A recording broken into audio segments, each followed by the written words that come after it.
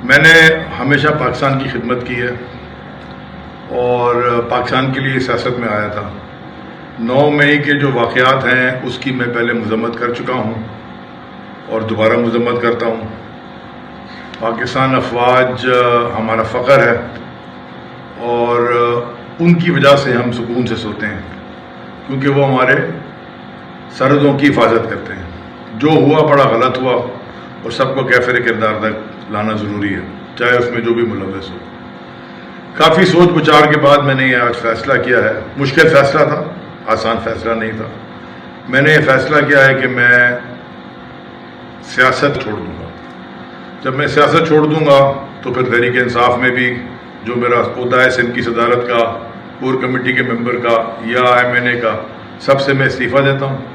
میں پاکستان کی خدمت کرنے کی کوشش کروں گا، میرا پاکستان کے لیے کام کروں گا، باہر سے انویسٹمنٹس لاؤں گا۔ پہلے بھی میں یہ کرتا رہا، سیاست سے پہلے بھی میں پاکستان کو فورن ایکسچینج لا کے دیتا رہا، ایکسپورٹ کرتا رہا۔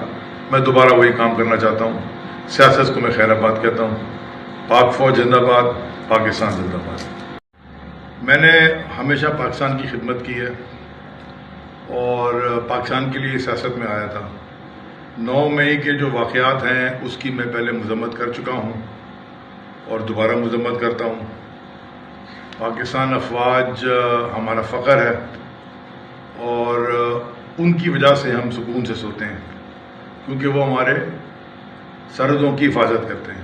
جو ہوا بڑا غلط ہوا اور سب کو کیفر کردار تک لانا ضروری ہے، چاہے اس میں جو بھی ملوث ہو۔